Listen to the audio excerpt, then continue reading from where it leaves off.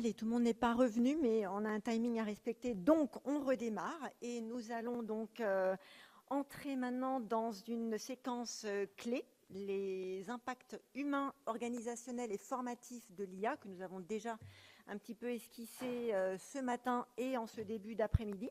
Donc pour en parler, nous accueillons donc Julien Lemarinier, dont les travaux portent justement sur l'évolution des compétences, la formation et la transformation des métiers à l'ère de l'IA. Alors, pour te présenter aussi en quelques mots, Julien, tu es Senior Executive Coach chez TELUS Health. Tu accompagnes les dirigeants et les équipes de direction sur les enjeux de leadership, de gouvernance et de transformation. Tu as été aussi ancien DRH et tu disposes forcément d'une solide expérience internationale et sectorielle. Et bien sûr, dans ton parcours, tu plaides pour un leadership RH capable de concilier éthique, exigences humaines et performance augmentée par l'IA. Et on est tous impatients de savoir finalement si on peut déjà mesurer un petit peu cet impact, peut-être pas que négatif, de l'IA sur l'humain. C'est à toi. Merci Martine. Alors j'ai eu une très bonne transition qui a été faite tout à l'heure par Samuel Libon. Voilà, on avait beaucoup parlé avant de technique, pas que, hein, on avait parlé aussi d'humain, mais là, voilà, la très bonne question de et qui va faire les experts de demain et qui seront les experts de demain, ça c'est typiquement quelque chose qui est au cœur des préoccupations des responsables et des directeurs des ressources humaines aujourd'hui. Alors moi c'est un peu dans ce cadre-là que je viens vous voir aujourd'hui. Je suis président de la section Essonne de l'Association nationale des DRH. Et assurer l'employabilité des individus, ça c'est au cœur de notre métier, mais c'est aussi de s'assurer que demain, on ait les bonnes personnes aux bons endroits en fonction de la façon dont les compétences auront évolué. Et forcément, à l'ère de l'IA, où les compétences doivent s'adapter très vite, c'est un sujet qui pour nous est vraiment d'actualité. Alors, je ne savais pas qu'il y ait une animation là-dessus. La fabrique des experts. Comment est-ce qu'on arrive à fabriquer des experts? D'un côté, on a, et Louis Gallois le rappelait ce matin, on a des actifs stratégiques, moi je dirais, c'est l'expertise. Hein. Et c'est quelque chose qui se construit plutôt dans le temps long. On ne devient pas expert, vous avez été plusieurs à le dire ce matin, on ne devient pas expert du jour au lendemain, on devient expert après des années de pratique d'une compétence encore et toujours, en l'enrichissant et en arrivant à un niveau où on la maîtrise extrêmement bien. Et puis de l'autre côté, on a l'intelligence artificielle qui, elle, nous promet des gains extrêmement rapides. Et vous l'avez dit aussi, certains, je l'ai entendu dans les interventions, pourquoi est-ce qu'on met en place de l'IA? On met de l'IA en place parce que ça nous fait des gains en termes de temps et en termes d'argent. Comment est-ce qu'on conjugue d'un côté le fait qu'on doit développer des compétences qui vont prendre 5, 10, 15, 20 ans à développer, et de l'autre côté une IA qui tous les 3 mois nous dit là c'est génial, on a passé à un nouveau step et on est capable de faire ce que faisait. Alors, il y a encore quelques temps, on disait une IA, quand ChatGPT est sorti fin 2022, on disait c'est le niveau d'un bac plus 3. Après, 2-3 ans après, on disait c'est le niveau d'un bac plus 5. Et puis maintenant, on commence à dire on est quasiment à un PhD. Bon, je ne sais pas si c'est vraiment ça, mais en tout cas, on peut quand même s'interroger sur jusqu'où ça va aller et est-ce que l'IA devient plus experte finalement que les humains. Si ça veut bien. Voilà, c'est devenu un peu trop vite. Il y a un article, enfin pas un article, une étude qui avait été réalisée dans une chaire de l'ESSEC sur c'est quoi en fait, combien de temps faut-il pour devenir expert? On considère, la chaire a étudié un petit peu des parcours divers et variés, ils en sont venus à dire, en fait quand on observe la façon dont les gens rentrent dans le travail, c'est des systèmes de cycles, c'est des systèmes de cycles qui durent en général entre 2 et 3 ans.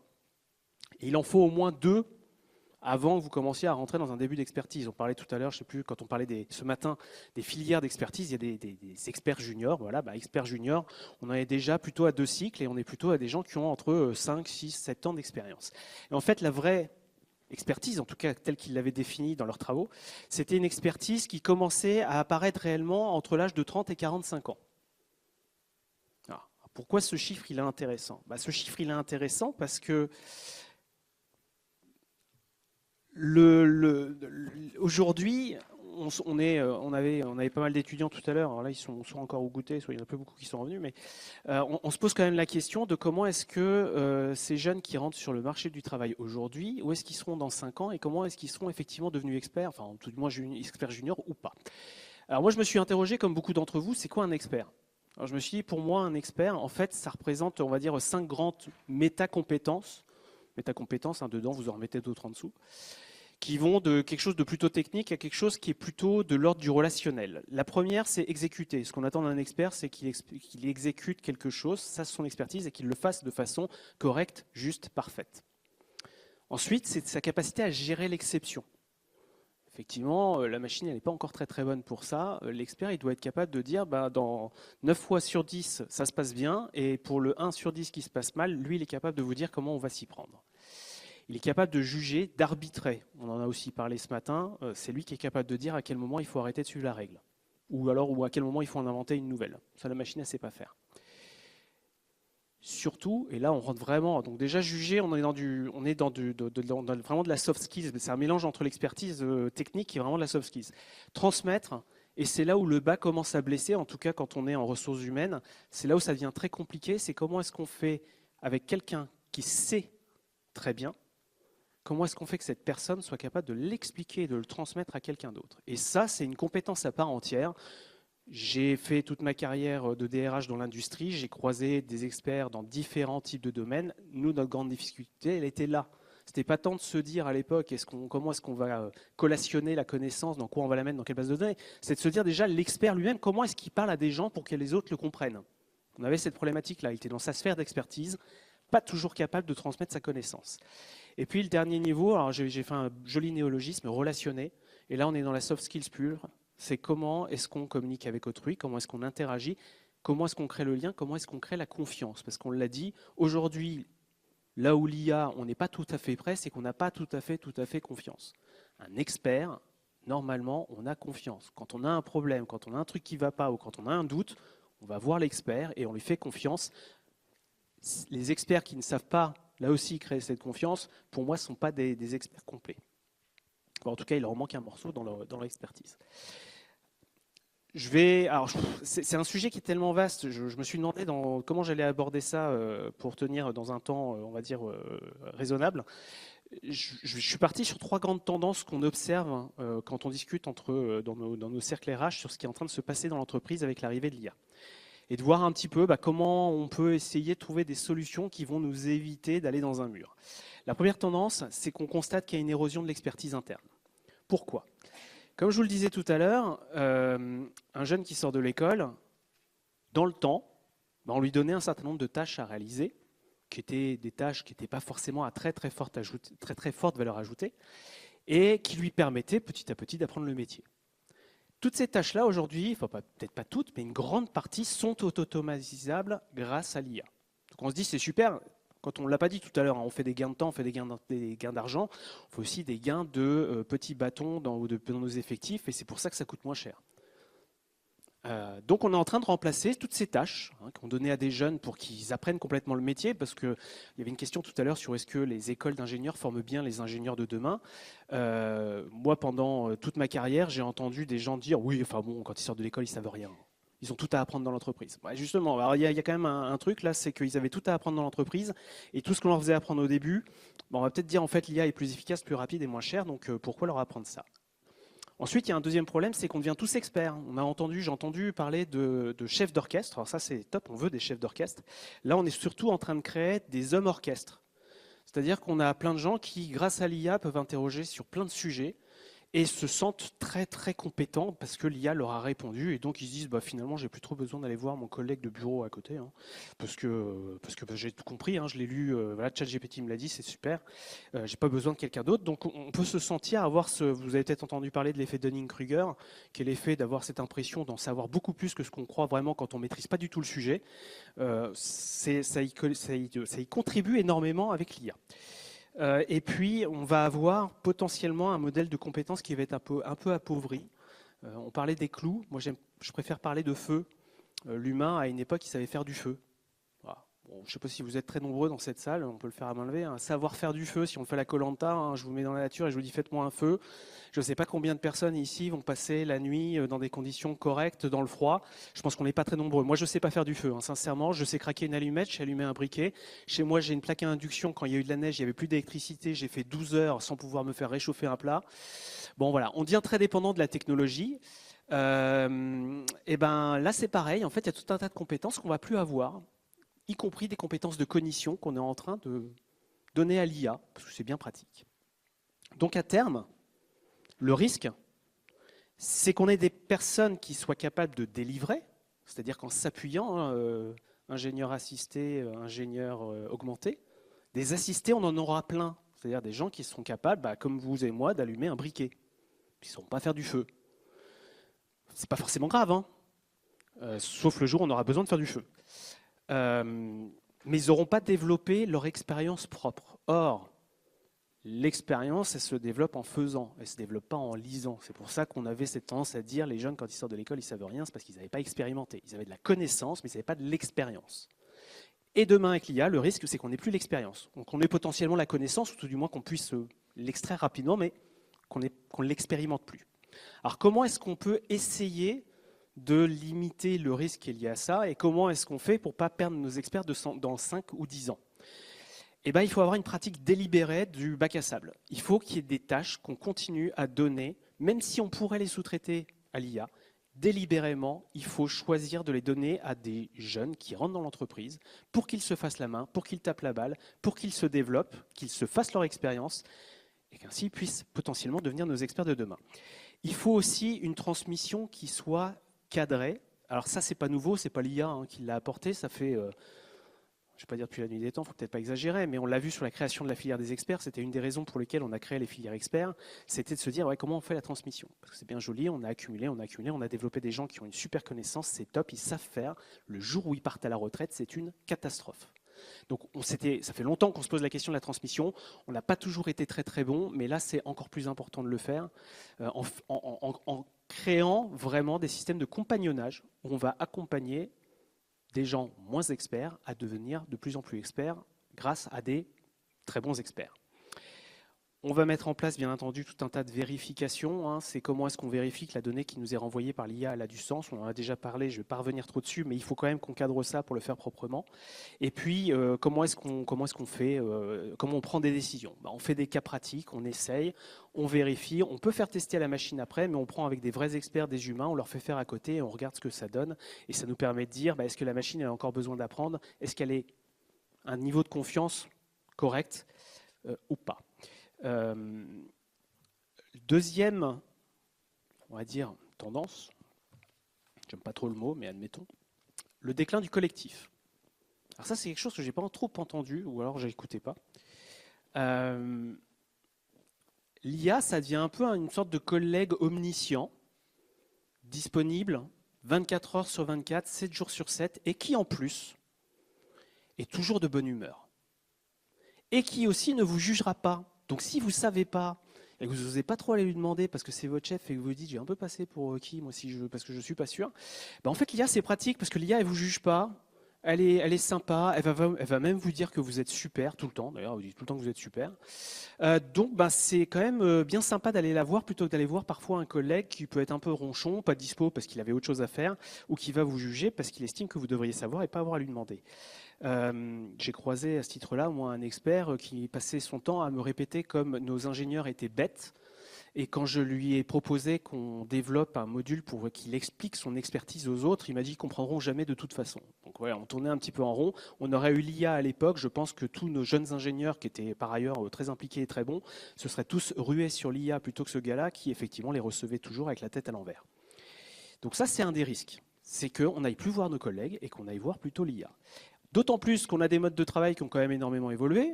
On est tous dans des systèmes matriciels avec des collègues qui sont à l'autre bout de l'Europe, voire du monde, qu'on ne croise jamais, à part sur des réunions Teams. D'ailleurs, on est en télétravail 3 jours par semaine, donc en plus on ne les croise plus du tout, parce qu'ils ne sont jamais au bureau en même temps que nous. Donc en fait, on tombe dans cette petite bulle de confort, et ça c'est... pas très, enfin, voilà, c'est vrai que la crise Covid l'a quand même beaucoup mis en avant. C'est-à-dire que on est bien dans notre petit coin, on n'est plus confronté à qui que ce soit, on n'est pas confronté à quelqu'un qui dit le contraire de nous. Quand on dit vert, l'IA dira verte. L'IA c'est un adolescent. L'IA elle sera toujours là pour vous faire plaisir en faisant le moindre effort. Donc elle vous contredira pas, elle ira pas chercher trop loin si vous la poussez pas. Du moment qu'elle vous fait répondre, ça lui va très bien. Donc c'est bien, ça vous entretient dans votre confort. Le risque, c'est qu'on s'enferme dans un cercle où en fait on ne fait pas grand-chose, quoi. Quand on regarde un peu les stats, les différentes études qui sont faites, on voit que beaucoup de salariés ne sont pas satisfaits de leur manager, sont pas satisfaits de leur manager. Donc, très bien. Si votre manager fait pas mieux que l'IA, on n'ira pas voir le manager et demain on n'aura plus besoin de manager.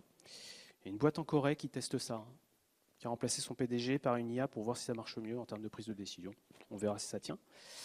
Quand on propose aujourd'hui à des jeunes de prendre la filière managériale, ils n'en veulent pas. C'est très courant. Donc, on ne va plus aller voir les managers. On a des gens qui ne veulent plus être managers. D'ailleurs, 70% de la variance dans l'engagement dans l'entreprise, on disait tout à l'heure, j'entendais, on a des super jeunes, ils sont impliqués, etc. Ça joue beaucoup du manager aussi. Donc, si vous n'avez plus de manager ou si vous n'avez pas des bons managers, vous allez avoir des gens qui vont avoir envie de rester chez eux en bossant avec ChatGPT uniquement. Comment est-ce qu'on fait pour lutter contre ça? En fait, c'est les routines collectives. Alors, on est beaucoup sur ce côté, il faut revenir au bureau, etc. Sauf que souvent, c'est pour des très mauvaises raisons. Alors, on vient au bureau pour faire des réunions dans lesquelles on écoute un truc qui aurait pu être mis dans un email et où en fait on ne travaille pas ensemble. Si on vient au bureau, c'est pour se rencontrer, c'est pour travailler en collectif. Donc c'est comment est-ce qu'on travaille là-dessus, sur des revues de décision par exemple, sur des post-mortem, sur des projets qu'on a pu mener. Comment est-ce qu'on forme les managers pour devenir des vrais managers? Ça fait, moi j'ai passé 25 ans dans des entreprises, on a essayé de développer des parcours managers, des formules, des façons de les former. Ça marche pas très bien, on n'a pas encore trouvé le truc pour craquer le système.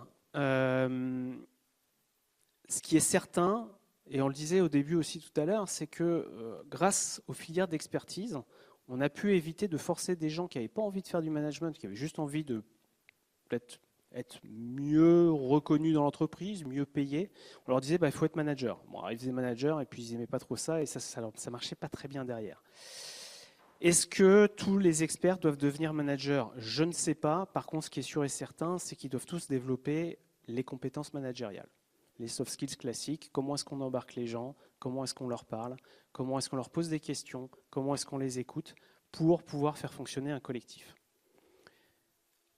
Parce que demain, que ce soit les managers ou les experts, en fait, ce seront les garants de la circulation de l'information pour qu'elle ne reste pas dans une petite boîte noire dont on ne comprend pas tout à fait tout et qui nous resserre ce qu'elle a envie de nous resservir si on l'a plutôt pas mal formé à nous répondre correctement.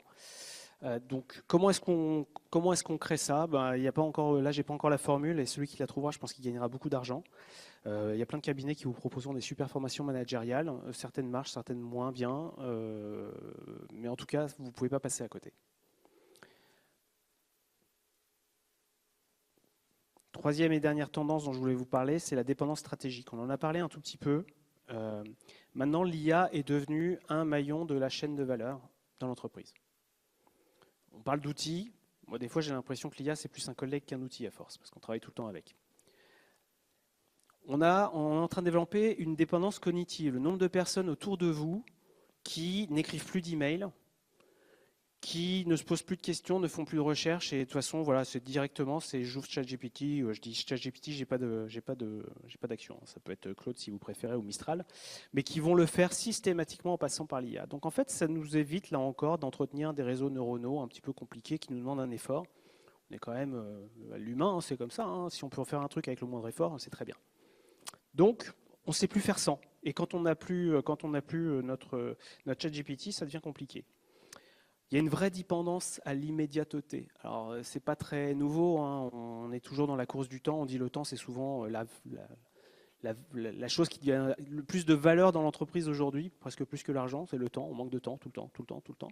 Et là, maintenant, on peut réduire des délais de façon génialissime. J'entendais, et je trouve ça génial aussi, plutôt que d'aller chercher et de se compulser toutes les études qui ont été publiées dans la recherche sur tel truc, sur tel matériau. On met tout dedans et il nous fait un extract. C'est génial. C'est génial. Les documents, vous les auriez lus, ça vous aurait pris un mois à ne faire que ça. Là, 5 minutes, ça vous l'a servi. C'est génial. Alors, est-ce que ça fait de vous un expert? Je ne sais pas. Le problème, c'est que derrière, vous ne pouvez plus dire j'ai besoin de temps. Parce que 5 minutes pour avoir la réponse, et puis vous devez prendre une décision derrière. Donc, vous n'avez pas le temps de décanter un petit peu et de vous poser des questions sur ce que l'IA vous a peut-être pas remonté. Vous n'avez pas le temps d'aller voir un autre collègue, parce qu'en fait, il faut aller vite. Puis d'ailleurs, l'autre collègue est en télétravail aujourd'hui. Il sera là mardi prochain, mais il faudrait me donner la réponse tout de suite. Et puis la dépendance économique, parce qu'aujourd'hui, ça ne coûte pas grand-chose, l'IA. Alors bon, développer un modèle, etc., oui. L'IA générative en entreprise, aujourd'hui, ça ne coûte pas très très cher. On a probablement tous vu ici, OpenAI a fait des levées de fonds absolument faramineuses en fin d'année dernière, mais un truc complètement délirant. Ce qu'on oublie de regarder, c'est combien ce qu'ils perdent par an. C'est-à-dire qu'aujourd'hui, ce n'est pas rentable. Ça n'est toujours pas rentable. Donc la question, c'est comment est-ce que des modèles qu'on nous vend à 100 € par salarié la licence, par an, par mois, machin, combien de temps ça va durer? À quel moment est-ce qu'ils vont se dire, bon, bah, maintenant que tout le monde est bien accroché, que maintenant plus personne ne peut faire 100, bah, je vais multiplier le tarif par 2, par 3, par 10, et c'est rentré dans votre chaîne de valeur avant, et vos salariés entre deux, ils ne savent plus faire tout seuls. Donc l'expertise, on ne l'a plus, on est complètement dépendant de l'outil. L'outil vient d'augmenter en prix, bah, votre chaîne de valeur, et si toute votre construction de votre modèle économique s'est faite là-dessus pour être compétitif, ça va poser problème. Alors vous me direz, bah ouais, mais mes concurrents le font, comment je fais? Je ne sais pas non plus, malheureusement, je n'ai pas la réponse à ça. Alors comment est-ce qu'on peut essayer de limiter ces risques-là? Le premier truc qui pour moi est hyper important, c'est qu'il y ait des zones de non-délégation. Il y a des choses qui ne doivent pas relever de l'IA. Point. Pour des raisons de sécurité. Voilà, de la même façon, je ne sais plus tout à l'heure, je ne sais plus qui montrait ça. Voilà, vous n'avez pas aujourd'hui, on a la ligne 14 qui tourne très bien à plat, c'est génial, c'est automatisé, il y a quand même quelqu'un dans un centre de contrôle qui vérifie. Je ne pense pas que si on fait ça avec des Airbus et des Boeing, il y ait beaucoup de monde qui a envie de monter dedans. Ce serait sympa, hein, je sais pas, il n'y aura plus de grève de pilotes, hein, peut-être. Bon, c'est pas pour ce que je préfère quand même qu'il y ait des grèves de pilotes, moi. Je ne monterai pas dans un avion où il n'y a pas un pilote. J'en ferai peut-être un film, mais je ne monterai pas dedans. Donc il y a quand même des trucs en termes de sécurité, d'arbitrage. On parlait aussi voilà, dans l'armement, qui prend la décision avec un drone d'appuyer sur le bouton à un moment donné pour dire oui, le drone peut avoir une action qui est mortelle. L'éthique. Qu'est-ce qu'on peut laisser décider à une IA dans l'entreprise? Moi, côté RH, la question qui se pose aujourd'hui, c'est qui doit, en fait, on est biaisé. On est humain, on est comme ça, on peut être aussi intelligent qu'on veut, on est biaisé. On l'est tous. Hein. Donc on a nos biais, notamment dans le recrutement. Est-ce qu'il ne faudrait pas que ce soit l'IA qui recrute à notre place? On lui file tous les CV, on lui file la job desk, et puis la description de poste, puis elle fait le boulot à notre place. Est-ce que c'est éthique, ça? Est-ce que c'est plus éthique qu'un humain biaisé? Je ne suis pas convaincu. Et puis la relation client, vous avez tous discuté avec des chatbots, je suis sûr que vous en avez été très très très satisfaits, surtout si vous avez testé ceux de, je sais pas, d'Amélie, de votre banque ou de votre assurance. Vous avez toujours trouvé du premier coup la bonne réponse et vous n'avez jamais eu besoin d'appeler un humain et donc vous êtes toujours dit c'était une super banque, une super assurance, etc. Donc il y a quand même en termes de relation client, si vous voulez continuer à vendre des avions, des drones, etc., à un moment donné, il faut quand même qu'il y ait un humain qui aille en face du client pour rassurer et pour montrer qu'il a une expertise. La traçabilité des décisions critiques, c'est quand même un des soucis qu'on a avec l'IA aujourd'hui, c'est la traçabilité de la prise de décision. Comment l'IA a pris la décision, qu'est-ce qu'elle a pris comme décision.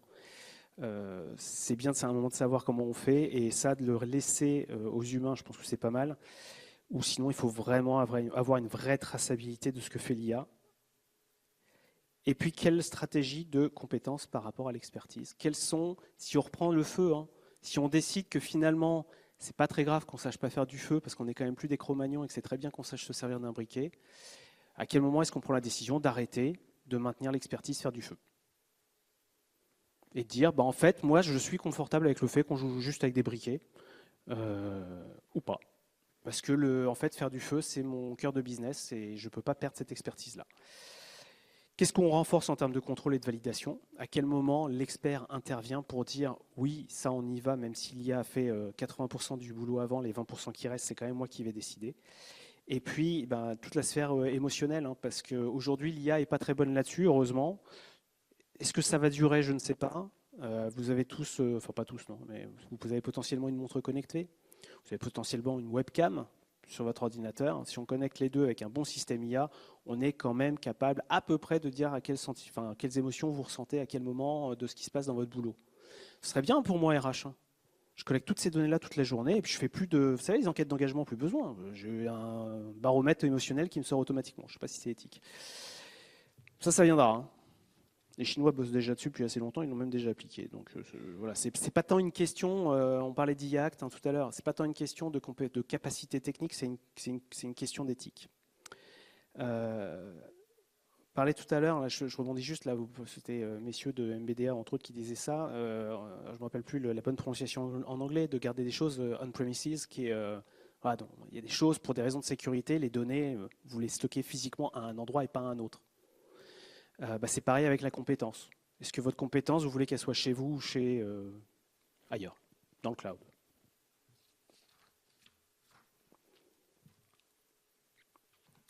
Donc, d'un point de vue RH, je vous dirais qu'il y a quatre grands piliers aujourd'hui qui sont clairement identifiés et qui sont ceux sur lesquels il faut travailler et se fixer des règles on va dire de jeu.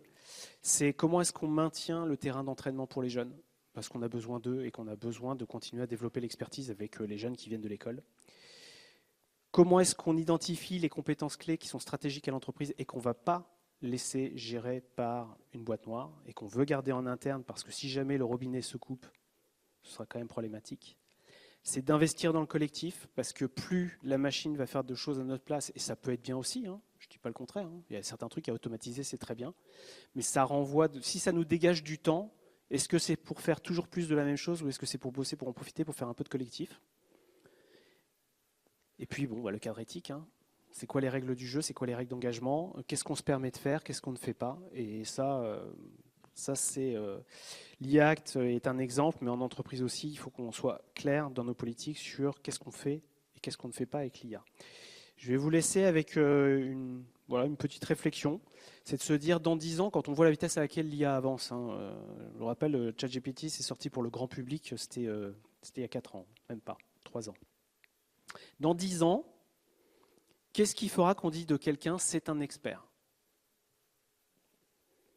Est-ce que c'est l'accès qu'il a à de la data grâce à l'IA, grâce à des centres de données, etc. etc.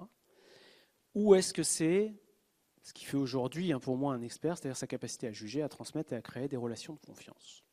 Pour moi, en fait, la vraie question elle est là. Si vous êtes OK sur le fait que ce soit de l'IA, je pense qu'il ne faut pas trop se poser de questions, il faut y aller à fond et y mettre beaucoup de ressources, et effectivement, ce sera top. Si par contre, vous pensez que c'est important de garder des choses sur le jugement et la capacité à arbitrer et avoir une relation de confiance, il va peut-être falloir faire quelques barrières éthiques et professionnelles pour la suite. Et sur ce, je n'en dirai pas plus. Si vous avez des questions, j'y répondrai avec grand plaisir, et sinon, je laisse la place à la table ronde.